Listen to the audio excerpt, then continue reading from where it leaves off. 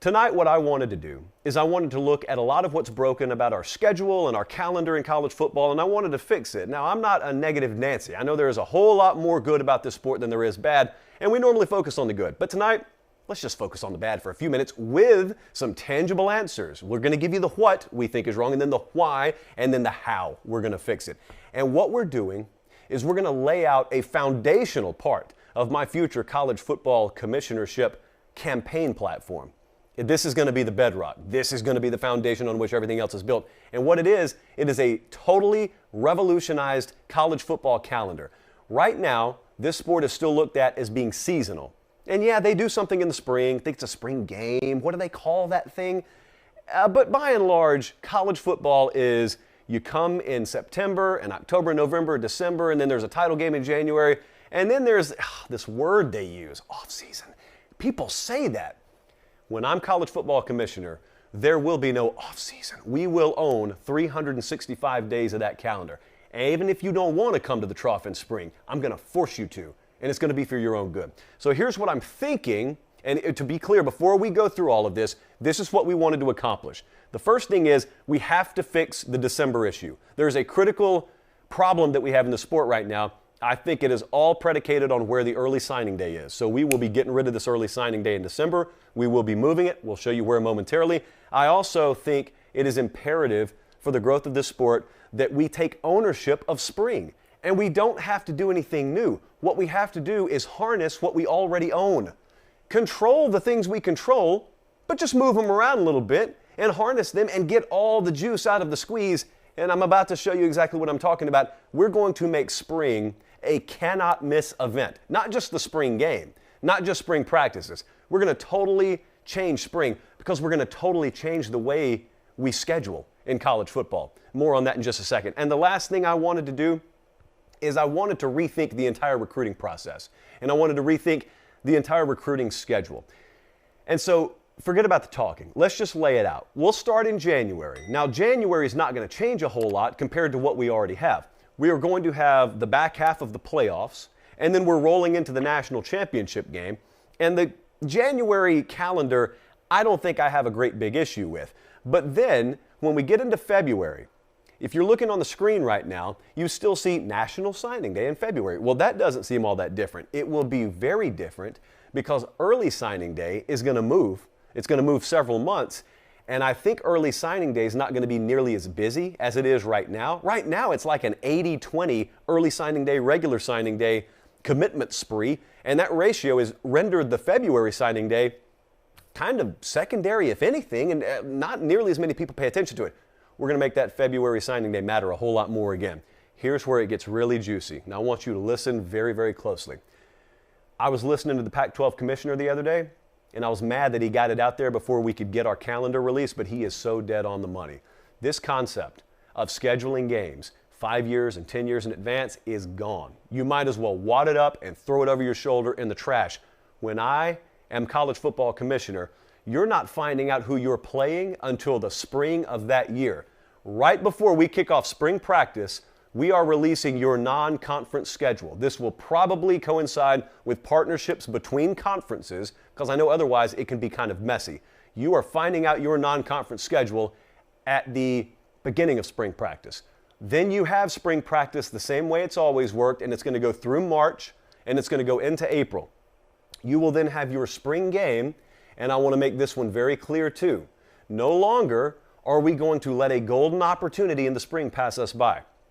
If you want to schedule an FCS team for your spring game, you are totally free to schedule an FCS team and give them that paycheck for your spring game. So if you don't want to put the cupcake, as you would call them, on your regular season schedule, but you still do want to help those programs financially, and selfishly, you want to get a television product so you can turn a buck or two yourself for your spring game, you are now free to do that. You don't have to do it. So anyone who's complaining about that, do your spring game however you want to.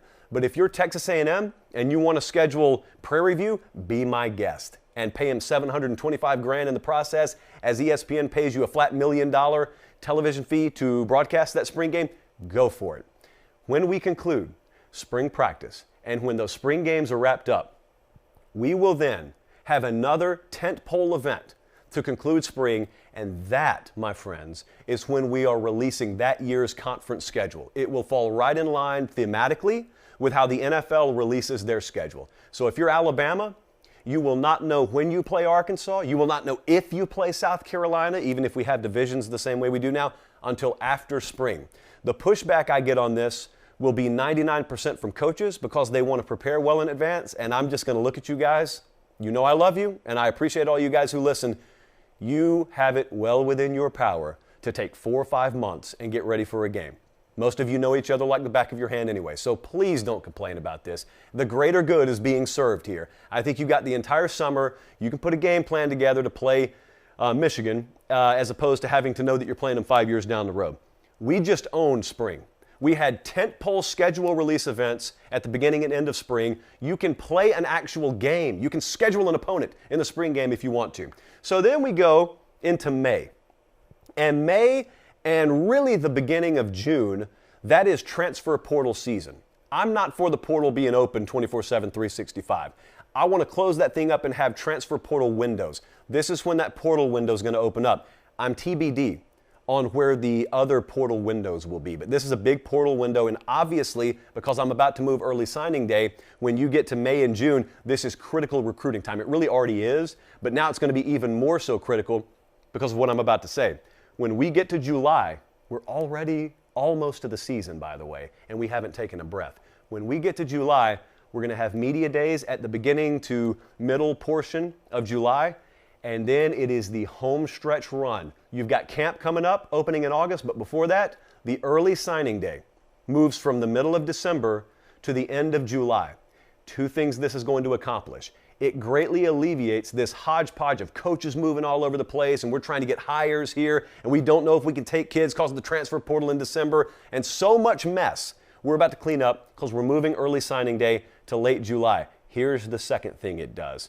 It lets you know very early on whether you have a committable offer or not.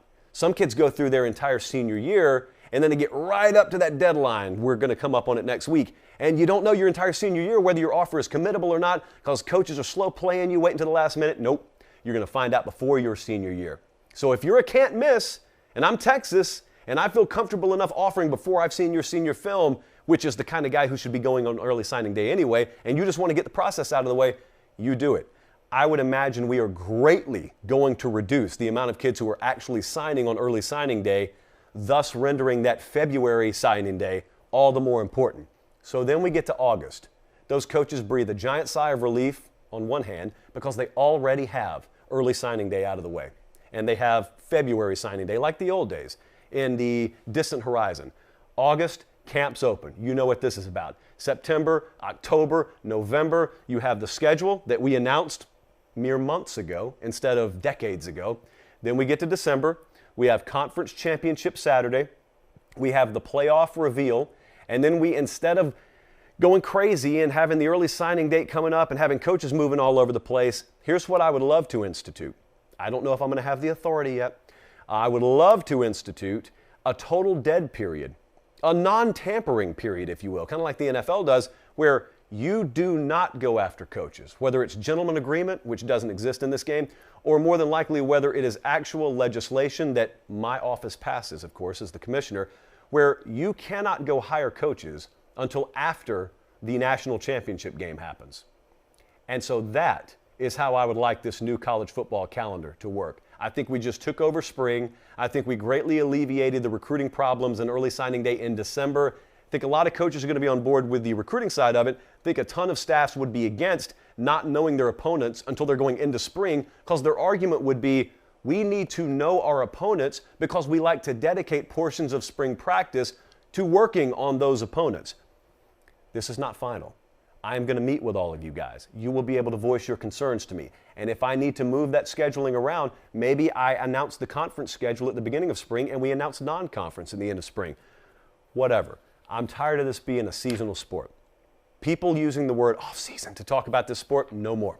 No, not when we're in charge. So that is our new college football calendar. I'm going to release this on Twitter at the end of this show. I'll be very interested to get your feedback. A lot of you contributed to this. A lot of you had varying degrees of takes. There are some things, for example, that I'm still workshopping that I couldn't put in there. For example, the ways maybe that certain things happen. Like, for example, some of you like the idea of taking the first round of the playoffs and playing them before Christmas instead of waiting the whole time and then playing the playoff semifinal and then having the title game like a week later. I'm okay with that. I don't mind that. I'm not married to it, but that's the kind of back and forth that I'd love to have. So that is our calendar. I welcome any and all feedback.